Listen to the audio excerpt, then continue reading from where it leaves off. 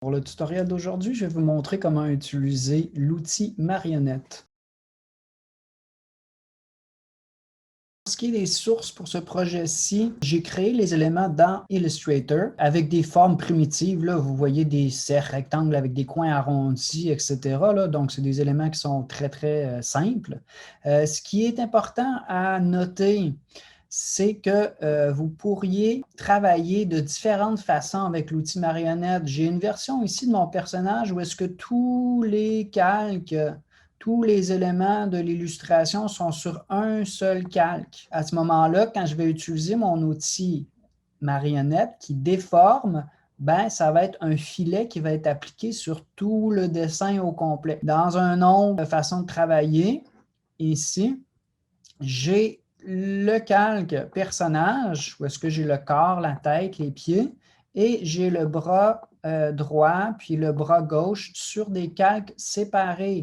Lorsque je vais amener ça dans After Effects, ce que ça va me donner, c'est la possibilité de travailler sur un bras et l'autre sans déformer le corps. Ça peut être important dans certains cas, dépendamment de ce que vous voulez faire. Hein. C'est vraiment selon ce que vous voulez faire, la manière que vous voulez travailler. Dans le cas de l'animation que vous avez sur Behance, ben, j'ai une combinaison d'une déformation des bras puis aussi d'une rotation aussi. Donc, j'ai déplacé le point d'ancrage ici à l'épaule, puis j'ai fait une rotation, puis ensuite une déformation. Donc, c'est pour ça que moi, j'ai utilisé cette version-ci de mon personnage avec les bras sur des calques séparés.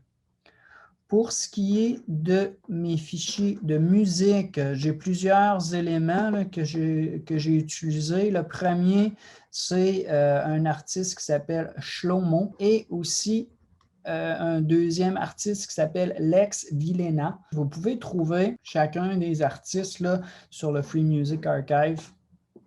Dernièrement, sur Sound Effects Plus, pour quelques bruits et des petits effets sonores.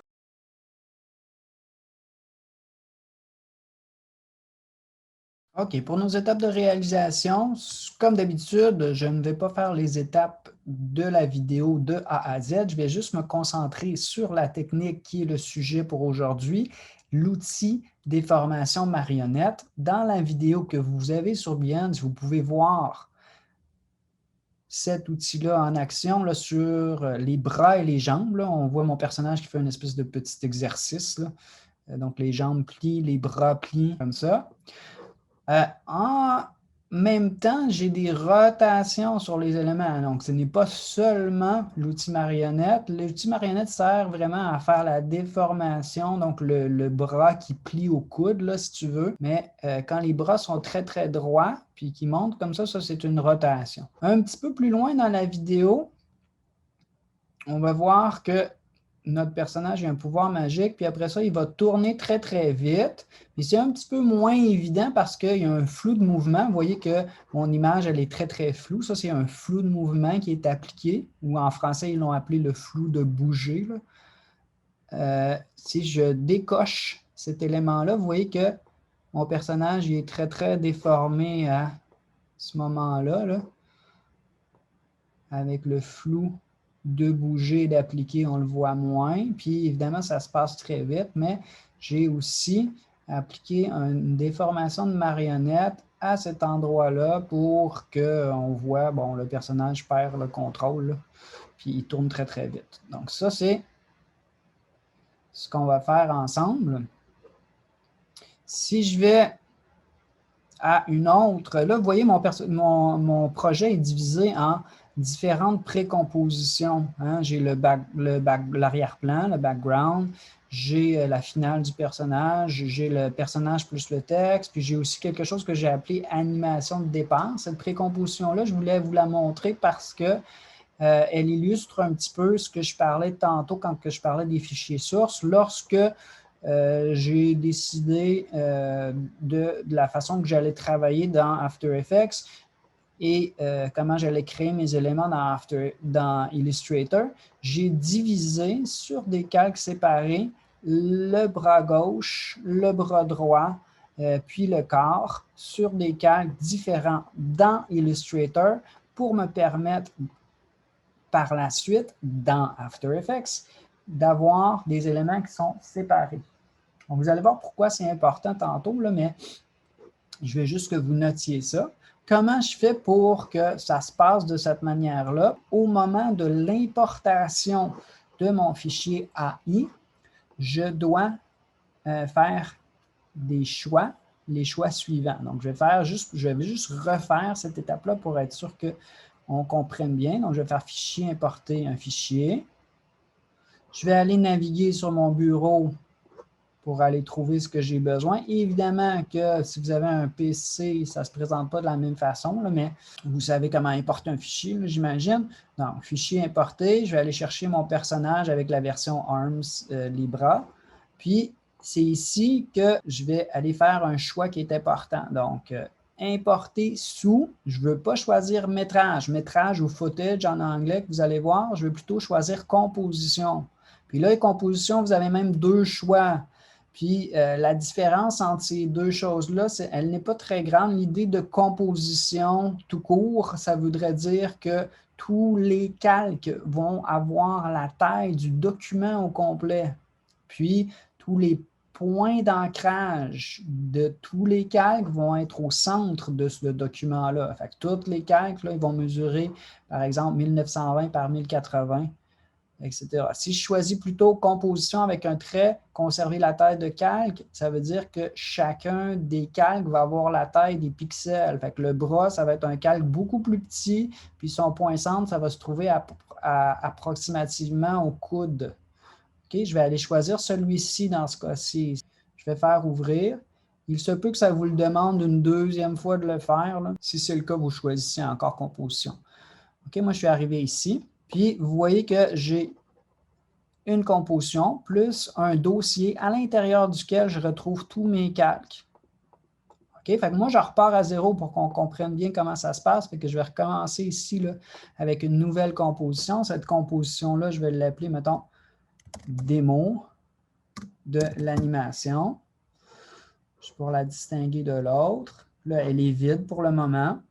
Je vais aller glisser dans cette nouvelle composition-là mon bras droit, mon bras gauche, puis mon personnage. Puis là, il va falloir que je repositionne les éléments un petit peu. Je vais commencer par les bras. Je vais les repositionner. Puis je vais les repositionner comme ça. Je peux y aller à l'œil, mais dans After Effects, vous avez aussi une fenêtre alignée que je pourrais vouloir afficher, puis choisir le bras droit, le bras gauche, puis dire que je veux aligner les centres, etc. Là, je pourrais même les répartir avec, si j'avais plus que deux éléments, évidemment. Ce que je vais vouloir faire aussi, c'est repositionner le point d'ancrage. Fait que là, si vous voyez le cadre de transformation, vous voyez qu'il est défini tout de suite autour du bras, puis que le point d'ancrage se trouve au coude.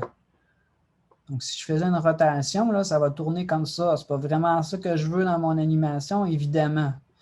Je vais réinitialiser cette valeur-là pour la rotation, puis je vais aller déplacer le point d'ancrage pour le positionner plutôt à l'épaule. Pour faire ça, il y a un outil qui s'appelle l'outil déplacement arrière ou point d'ancrage entre parenthèses.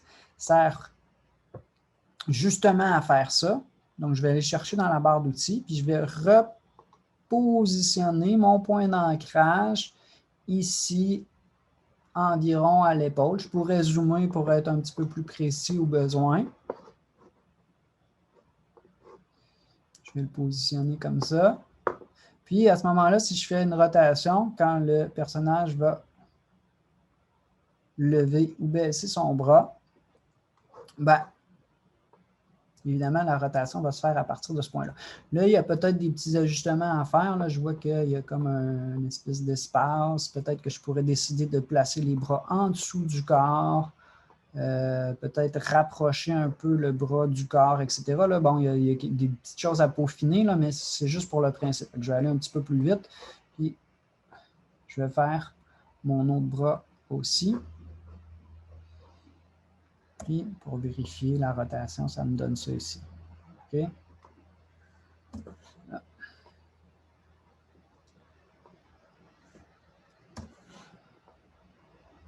Bon, quelque chose du genre. Ça va faire l'affaire juste pour notre démo. Comme ça. Puis, ensuite de ça, ben, rajouter des images clés sur la rotation du bras, puis lui faire faire un petit exercice, là. Ça, vous savez déjà comment faire ça. Pour ce qui est de notre outil marionnette, parce que c'est ça notre sujet, ça se trouve à être dans la barre d'outils, le dernier outil que vous voyez là, sous ma souris ici, la petite punaise. L'idée de cet outil-là, c'est, imaginez-vous une marionnette qu'on tire avec des fils. Donc, les fils, on tire dessus, puis il y a comme des points de contrôle qui sont attachés à la marionnette. Donc, si vous pouvez vous imaginer là, que quand on met des points avec ça, c'est comme si on avait des points de contrôle sur lesquels on peut tirer pour déformer. Donc, je vous montre ce que je veux dire. Je clique sur la punaise. Je vais aller sur mon CAG. Là, je suis sur mon bras gauche. Puis, je vais aller mettre un point pour la main, un point pour le coude, puis un point pour l'épaule. Et là, ce que vous allez voir, je vais zoomer un peu pour que vous puissiez voir d'un peu plus proche, c'est qu'on a des points jaunes qui apparaissent. Ces points jaunes-là, ce sont mes points de contrôle. Puis, l'autre chose qui va apparaître aussi, là, on voit un petit peu mieux, c'est notre filet. C'est ce qu'on appelle le filet de déformation. Okay? Donc, chaque point là, contrôle la zone qui est autour. Et plus j'ai de points jaunes, de points de contrôle, plus je vais aller contrôler une zone qui est plus petite ou plus spécifique. Donc, si j'avais des doigts sur mon personnage, je pourrais peut-être vouloir mettre plus de points. Hein. Je pourrais mettre un point sur la paume ou un point au bout du doigt, etc. Moi, j'en ai juste mis 3 parce que je fais quelque chose d'assez simple. Une fois que ces points-là sont mis aussi, ce que je vais remarquer dans ma timeline, c'est que j'ai un ensemble effet. C'est l'ensemble qui s'est ajouté. Puis, ensuite de ça, à l'intérieur de cet ensemble-là, si je creuse un petit peu, dans les sous-ensembles, j'ai un filet, puis là, j'ai déformation avec coin de marionnette 1, 2, 3. Si j'étais quelqu'un de très organisé, peut-être que je pourrais vouloir renommer chacun des coins. Donc, si je viens sur coin marionnette 1, je vais en faire un, je ne les ferai pas tous, là. Je vais aller faire Enter sur mon clavier, puis, ou clic droit, puis renommer, puis je vais l'appeler, ça va être la main. C'est la main. Je le vois parce qu'en étant cliqué sur ce mot-là, je vois qu'il y a un point jaune qui est rempli, les autres sont vides. Ça, je sais que ça, c'est le coude, puis ça, c'est mon épaule. Fait que je les renomme comme ça pour peut-être mieux me comprendre. C'est rare dans After Effects que ça arrive, mais je vois que j'ai déjà une image clé ici. Pourquoi c'est comme ça? C'est un peu inutile de cliquer avec la punaise si vous n'allez pas faire bouger les choses ensuite. Donc, ce que je vais faire ensuite, c'est que je vais avancer dans le temps. Je vais replacer ma vue d'ensemble comme ça. Puis là, ce que je vais faire, c'est que je vais prendre la main et je vais la bouger. Là, ce que vous voyez, c'est que le filet de déformation va déformer. Là, j'ai juste le bras, hein? Donc j'ai juste le bras gauche qui se déforme. Puis, j'ai créé une espèce d'animation. Fait que là, j'ai une rotation que j'avais mis tantôt, plus la déformation. Peut-être qu'on va enlever les images clés sur rotation pour ne pas se mélanger. Mais là, j'ai l'espèce de petit flex. OK, fait que là, bon, je suis juste allé comme ça, là, vite, vite. Peut-être que c'est pas la plus belle déformation. Fait que je vais aller ajuster, par exemple, le point de la main, puis le coude, puis disons, je ne pense pas que je vais bouger l'épaule, mais tu sais, c'est à vous de voir, puis essayer qu'est-ce qui va vous donner un beau mouvement. Mais le principe, c'est le suivant. Fait que j'ai ça en ce moment. OK? Bon, etc., etc. Là, je vais avancer encore d'un autre 10 images. Je vais me replacer. Où est-ce que j'étais? Commande, Shift, flèche. Je vais avancer de 10. Puis là, je vais, par exemple, aller plier de l'autre côté, etc. Vous pouvez faire ce que vous voulez. Si je faisais le même principe sur le corps du personnage, donc mon calque corps est ici, là. Puis je prends ma punaise, OK, donc je clique sur le calque, je prends ma punaise, puis je commence à placer des points de contrôle sur le corps. Bien là, vous voyez que le filet, il apparaît sur tout le personnage au complet. Là, j'ai le front, j'ai sur le menton, J'en ai mis sur les genoux, sur les pieds. Puis le filet, il apparaît sur tout le calque au complet. Puis je peux faire bouger ses pieds comme ça. L'idée, c'est que même si je choisissais de faire seulement bouger la jambe, c'est important quand même de mettre des points de contrôle partout. Je vous montre pourquoi. Donc, si je ne mettais pas des points de contrôle partout, je veux juste faire bouger la jambe, donc je me dis, je vais juste mettre des points de contrôle sur la jambe. Ce qui va se produire, c'est que, imaginez-vous une marionnette avec des fils, comme je vous ai mentionné tantôt, puis qu'il y avait juste 2 fils pour contrôler toute la marionnette. Bien, si je tire sur un fil, ça va déformer ça va déplacer toute la marionnette au complet. Hein? Fait que, donc, je vais revenir en arrière avec des commandes Z. Même si je veux juste déplacer le pied, c'est important que j'aille des points un petit peu partout. Pourquoi? Parce que ce point-là contrôle le front, ce point-là contrôle le menton, ce point-là contrôle le ventre, mais il ne bouge pas. Pendant que celui-ci, qui est placé sur le pied, va bouger. Encore une fois, en cliquant avec ma punaise, j'ai vu plein de coins de marionnettes s'ajouter. Je pourrais les renommer pour voir exactement où il est mon pied. Puis le principe, l'idée de se déplacer dans le temps, puis de bouger mes points. C'est comme ça que je vais travailler. Donc là, j'ai mon personnage ici là, qui tape du pied puis qui bouge son bras. Une autre technique que je voulais vous montrer là, pour conclure, c'est la technique d'enregistrement en temps réel du déplacement. Je vous montre ce que je veux dire. L'idée, c'est que jusqu'à maintenant, on a fait des déplacements, on avance dans le temps, on déplace encore, on ajoute des images clés là, une par une. Ça peut être assez long comme travail. Si je voulais aller plus vite dans mon travail, des fois, ça va bien fonctionner de le faire de cette façon-là. Ce que je peux faire, c'est ajouter la touche commande en main, contrôle en PC. Donc, j'enfonce cette touche-là. Je vais revenir dans le temps à 0,0 secondes. Je vais enfoncer la touche commande ou contrôle, dépendamment si je suis en Mac ou en PC. Puis, je vais aller activer le chronomètre, puis je vais faire salut, salut, bouger le bras. De cette manière-là, là, j'y vais un peu n'importe comment, mais vous voyez que là j'ai une espèce de trajectoire de mouvement qui est apparue, puis si je fais U pour voir toutes les images clés qui se sont ajoutées, puis je vous montre ma timeline, il y en a énormément que After Effects va avoir enregistré en temps réel pendant que je bougeais jusqu'à la fin de ma composition. Si je faisais jouer, vous voyez que le bras droit s'active. OK, mon animation, pour le moment, a l'air d'un peu n'importe quoi, mais j'espère que ça vous a donné assez d'indices pour comprendre le principe de comment ça fonctionne.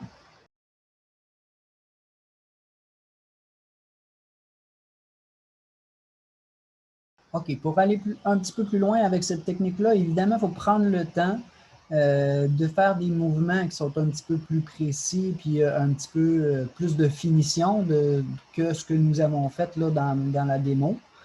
Mais une fois que vous comprenez le principe, je suis sûr que vous allez être en mesure de le faire. Ce que j'aime aussi montrer aux étudiants lorsque je parle de cette technique-là, c'est un très beau site qui est fait par une compagnie qui s'appelle We Were Monkeys. Vous pouvez trouver l'adresse WWM Productions.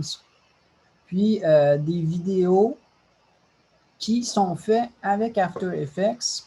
Celui-ci, c'est un clip de Of Monsters and Men, Little Talks.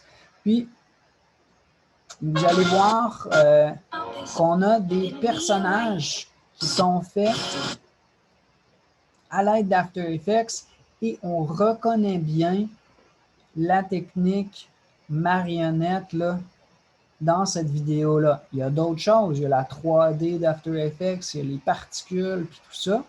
Mais si vous regardez attentivement là, la façon que les personnages bougent, on peut bien voir là, que c'est fait à l'aide des marionnettes. Fait que je vous invite à aller voir ce site-là. Il est très intéressant. Puis ça peut peut-être vous inspirer dans vos réalisations.